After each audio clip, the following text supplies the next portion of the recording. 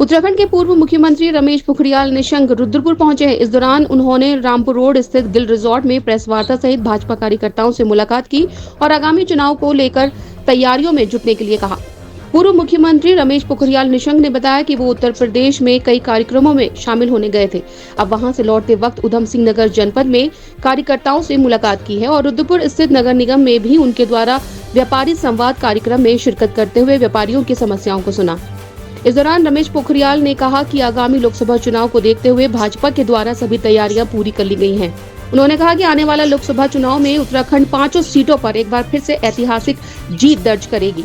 वहीं उनके द्वारा बताया गया कि उत्तर प्रदेश से भी काफी संख्या में भाजपा सीट जीतने जा रही है। उन्होंने केंद्र और राज्य सरकार की योजनाओं को गिनाते हुए कहा कि आम जनता और गरीब लोगों के लिए लगातार भाजपा सरकार काम कर रही है। किसी भी तरह से आम जनता परेशान ना हो, इसको देखते हुए मोदी सरकार के द्वारा योजनाएं बनाई जा रही हैं। भारत आज किसी से पीछे नहीं है। हमने तमाम उन विकसित देशों को पछाड़ करके और हर क्षेत्र में हम आगे आए हैं और इसी विकसित भारत के संकल्प को लेकर के देश के यशस्वी प्रधानमंत्री नरेंद्र मोदी जी ने जो संकल्प लिया है उसमें पूरा देश आत्मनिर्भर भारत के रास्ते से होकर make in India, digital India, skill India, startup और स्टैंड अप, इन रास्तों से होकर के आगे बढ़ रहे हैं। निश्चित रूप में हम 2047 में विकसित भारत का सपना पूरा देखेंगे, बल्कि उससे पहले ही देखेंगे। जिस गति से देश आगे बढ़ रहा है, जब पूरी दुनिया के देशों की कमर टूट रही थी तब भी हिंदुस्तान खड़ा था। कोरोना काल में भी पूरे देश ने ये महसूस किया कि पूरी दुनिया जब श्वासें गिन रही थी तब हिंदुस्तान पूरी ताकत के साथ खड़ा था। हमारे देश के प्रधानमंत्री तब उनके अगुवाई में उन्होंने कहा ताली बजाओ तो लोगों ने ताली बजाई, उन्होंने कहा थाली बजाओ तो थाली बजाई। एक के बाद एक पूरे देश को एकत्रित किया और वैक्सीन लगा करके, फ्री वैक्सीन लगा करके पूरे देश को खड़ा किया है।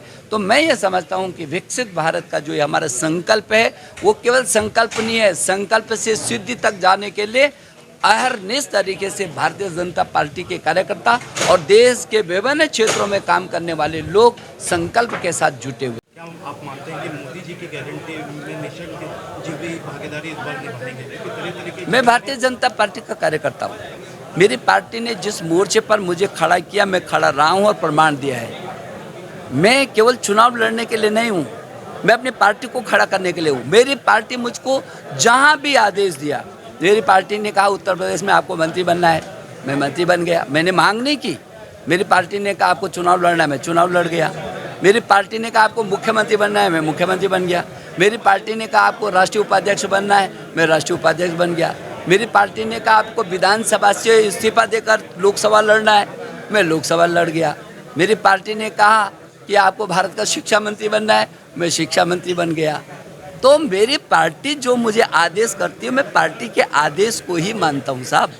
और मोदी जी के सानिध्य में इस देश की प्रगति हो रही है, उनके सेनानी के रूप में हम सब लोग काम कर रहे हैं। हरिद्वार सीट पर लोकसभा का प्रत्याशी घोषित न किए जाने वाले सवाल पर उन्होंने कहा कि भाजपा नामांकन वाले दिन भी अपना प्रत्याशी का नाम अगर घोषित करेगी और जिस भी कार्यकर्ता को टिकट दिया जाएगा उसकी मजबूती से चुनाव लड़ने का काम किया जाएगा। उन्होंने कहा कि वो भाजपा के एक सिपाही हैं, उनको जहां भाजपा लाएगी वो वहां मजबूती से काम करेंगे। आवाज इंडिया के लिए रुद्रपुर से विकास कुमार की रिपोर्ट।